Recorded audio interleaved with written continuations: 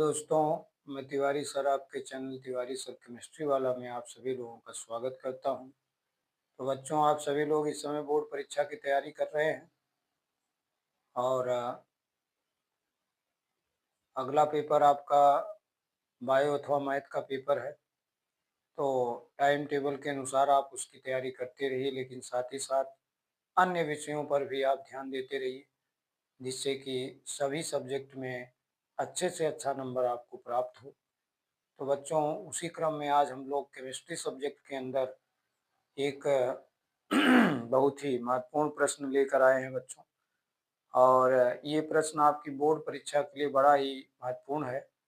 और प्रश्न क्या है बच्चों? प्रश्न है, फिशर स्थिरीकरण किसे कहते हैं और इसकी क्रियाविधि को समझाइए। ऐसा प्रश्न बोर्ड परीक्षा में आपके सामने ही आ सकता है बच्चों। क्या कहा मैंने बच्चों?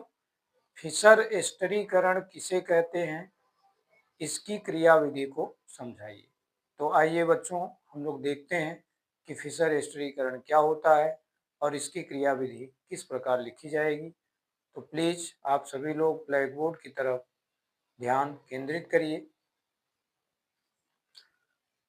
तो देखिए बच्चों, जैसा कि यहाँ पे लिखा गया है आपसे प्रश्न पूछा जाएगा बच्चों कि फिशर स्थिरीकरण को उदाहरण सहित स्पष्ट करो। साथ में बच्चों आपसे ये भी पूछा जा सकता है कि इसकी क्रियाविधि समझाइए। तो आज मैं आपके सामने इसकी क्रियाविधि भी लेकर आया हूं बच्चों।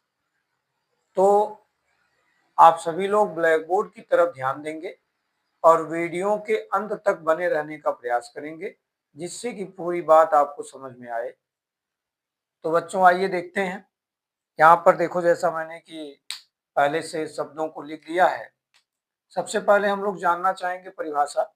तो देखो बच्चों, क्या लिखा है कि वह कार्बनिक अभिक्रिया, बच्चों वह कार्बनिक अभिक्रिया जिसमें अल्कोहल यौगिक की क्रिया एसिटिक अम्ल के साथ, किसके साथ बच्चों? एसिटिक अम्ल के साथ, जिसका फार्मूला क्या है? CH3COOH के साथ सांद्र सल्फ्यूरिक अम्ल के प्रेजेंटेशन में कराने पर एस्टर यौगिक प्राप्त होता है बच्चों। कौन सा यौगिक? एस्टर यौगिक प्राप्त होता है। तो ऐसी घटना को, ऐसी अभिक्रिया को बच्चों एस्टरीकरण कहते हैं। ठीक है बच्चों। तो जैसा कि आप देख रहे हैं, इस रिएक्शन में मुख्य उत्पाद के रूप में एस्टर प्राप्त हो रहा है, इसीलिए बच्चों इस अभिक्रिया का नाम एस्टरीकरण रखा गया। बात आती है कि इनको फिशर एस्टरीकरण क्यों कहते हैं। तो मूल इसका जवाब बच्चों ये है कि इस रिएक्शन की खोज फिशर नामक साइंटिस्ट ने किया था, इसलिए इनको फिशर स्थिरीकरण अभिक्रिया भी कहते हैं। अब बात आती है इनके उदाहरण की कि उदाहरण यानी इनका रिएक्शन कैसे लिखें।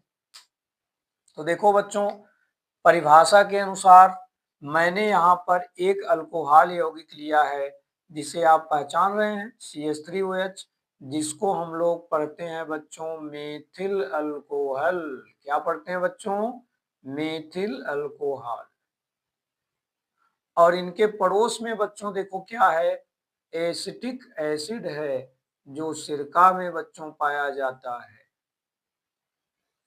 तो यह इस रिएक्शन में एक बड़ी सी अजीब बात देखा गया फिशर नामक साइंटिस्ट द्वारा। जानते हैं क्या? कि यहाँ पर जब अल्कोहल के पास में एसिटिक अम्ल को वह साइंटिस्ट लाया, तो देखता है कि जिस एसिटिक अम्ल से बच्चों, जिस एसिटिक अम्ल से H+ निकलना चाहिए, उससे OH- निकल रहा है और अल्कोहल से H+ निकल रहा है। अल्कोहल से क्या निकल रहा है बच्चों? H+ निकल रहा है। तो इस तरह से यह एक ऐसी रासायनिक अभिक्रिया देखने को मिली जिसमें बच्चों एसिटिक अम्ल अम्ल होते हुए भी क्षार की तरह व्यवहार कर रहा है। और यही कारण है कि ये रिएक्शन आपकी परीक्षा के लिए बहुत महत्वपूर्ण हो जाता है। तो बच्चों, ये H प्लस और OH माइनस मिलकर वाटर बना लेंगे और बाकी जो लोग बचे हैं, यहाँ पर देखिए बच्चों CH3C डबल बॉन्ड O बचा है और यहाँ पर OCH3 बचा है। ये इसके साथ जुड़ जाएगा बच्चों और बन जाएगा मेथिल एसीटेट नामक एस्टर यौगिक। इस प्रकार से आपने स्थिरीकरण का उदाहरण रिएक्शन के माध्यम से समझ लिया होगा। तो बच्चों, अब अगला पॉइंट यहाँ पे आता है कि इसकी क्रियाविधि कैसे लिखें। तो आइए इसकी क्रियाविधि को समझते हैं। तो जैसा कि यहाँ पे लिखा हुआ है बच्चों कि यह अवक्रिया निम्न पदों में होती है। तो जैसा कि आप रिएक्शन में देख रहे हैं कि इसमें H2SO4 का प्रयोग किया गया है। तो सबसे पहले बच्चों, यह जो H2SO4 है, ये अपने अंदर से एक प्रोटॉन मुक्त करेगा और बच्चों यही प्रोटॉन पहले चरण की शुरुआत करता है। जब एसिटिक अम्ल के सामने ये प्रोटॉन आता है बच्चों, तो ये सबसे पहले इस लोन पेयर वाले ऑक्सीजन से जुड़ना चाहता है और ऐसे केस में जब ये H प्लस इससे जुड़ता है बच्चों, तो यहाँ यह H प्लस जब इस ऑक्सीजन से जुड़ता है तो इसके लोन पेयर का उपयोग ये कर लेता है और इस तरीके से प्रोटॉन इस कार्बन के ऑक्सीजन से जाकर जुड़ जाता है। और इस अवस्था में बच्चों देखो, जिस ऑक्सीजन के पास 2 बंध होना चाहिए उस ऑक्सीजन के पास 3 बंध आ गए। ऐसे केस में बच्चों इस ऑक्सीजन के ऊपर प्लस आवेश आ जाता है। ठीक है बच्चों, अब क्या होगा?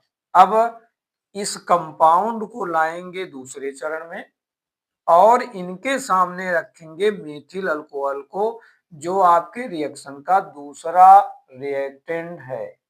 तो इस दूसरे अभिकारक को यहाँ पे लाते हैं।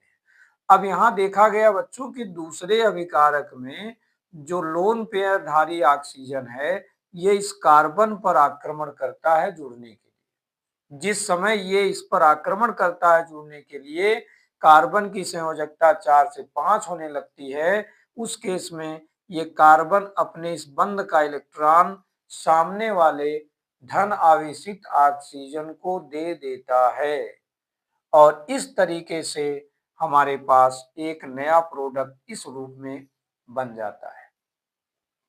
तो जब अब ये ऑक्सीजन इस कार्बन से बच्चों देखो जुड़ रहा है, ये ऑक्सीजन इस कार्बन से जुड़ गया और इस केस में बच्चों इस ऑक्सीजन के पास प्लस आवेश आ जाएगा, क्योंकि यह ऑक्सीजन अपना लोन पेयर लेकर कार्बन से जुड़ रहा है। और आप देख रहे होंगे इस ऑक्सीजन के पास बंध की संख्या 3 हो गई है बच्चों, तो इसके ऊपर आप प्लस दिखाएंगे। अगले चरण में बच्चों इस प्रोडक्ट को उठा के यहाँ ला रहे हैं। अब इस प्रोडक्ट के साथ बच्चों इंटरमॉलिक्यूलर प्रोटॉन एक्सचेंज नामक प्रोसेस अपनाया जा रहा है। यह घटना इस यौगिक के अंदर होगी। इस घटना के समय हो क्या रहा है, अगर हम ध्यान दें बच्चों, तो ये हो रहा है कि इस धनावेशित ऑक्सीजन से जुड़ा हुआ जो हाइड्रोजन है बच्चों, यह हाइड्रोजन इस ऑक्सीजन का साथ जोड़कर इस बगल वाले ऑक्सीजन के पास चला जाता है H प्लस के रूप में और इस बंध का जो इलेक्ट्रॉन युग्म है बच्चों, वो ऑक्सीजन के पास आ जाता है। ऐसे केस में हमारा ये कंपाउंड कुछ इस तरीके का दिखाई पड़ता है। अब हाइड्रोजन इस ऑक्सीजन से जुड़ चुका है। जैसे ही हाइड्रोजन ऑक्सीजन जुड़ा, इसके ऊपर प्लस चार्ज आ गया। अब इस अवस्था में ये ऑक्सीजन इस प्लस चार्ज को ज्यादा समय तक डाइजेस्ट नहीं कर सकता, तो यह कार्बन अपने इस बंध का इलेक्ट्रॉन इस ऑक्सीजन को देकर इसको यहां से रवाना कर देता है और इस तरह से ये H2O के रूप में बाहर निकल जाएगा। और जब इसमें से एक वाटर मॉलिक्यूल बाहर निकल गया बच्चों, तो ये इस रूप में तुम्हारे सामने दिखाई देता है, जहां पर कार्बन के ऊपर प्लस चार्ज आ गया है। इस समय अगर आप देखो बच्चों, तो कार्बन के पास 3 बंध हैं, 1 2 3। जब कार्बन के पास 3 बंध हैं तो इसके ऊपर एक प्लस चार्ज दिखेगा। अगर कार्बन के पास 4 बंध हैं तो बच्चों इसके ऊपर कोई आवेश नहीं दिखता है। ठीक है, ये क्रियाविधि का रूल है, नियमानुसार काम हो रहा है। तो अब इसके बाद क्या होता है बच्चों, अब इसके बाद ये कार्बन ज्यादा समय तक धन आवेश को डाइजेस्ट नहीं कर पाता।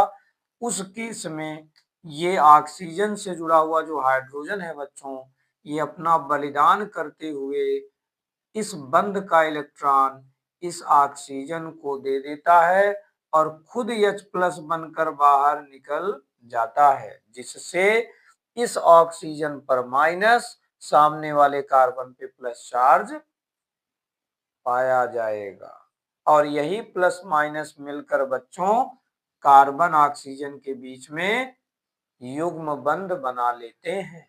और इस तरह से अंत में आपको एस्टर से संबंधित मेथिल एसीटेट नामक यौगिक प्राप्त हो जाता है। तो ये है बच्चों एस्टरीकरण की क्रियाविधि। आप सभी लोग इस क्रियाविधि का रिवीजन जरूर कर लीजिएगा। यहाँ से प्रश्न आपकी बोर्ड परीक्षा में 99% संभावित है, आ सकता है बच्चों। और साथ ही साथ मैं ये कहना चाहूँगा कि आप सभी लोग वीडियो को देखते तो हैं, लेकिन वीडियो को देखने के साथ साथ प्लीज़ वीडियो को लाइक भी किया करिए, जिससे कि हमारा मनोबल बढ़े और आपके लिए मैं ज़्यादा से ज़्यादा परिश्रम करके और अच्छा वीडियो बनाने का प्रयास करूं। तो इसी प्रकार आप अपने चैनल के साथ बने रहिए। धन्यवाद।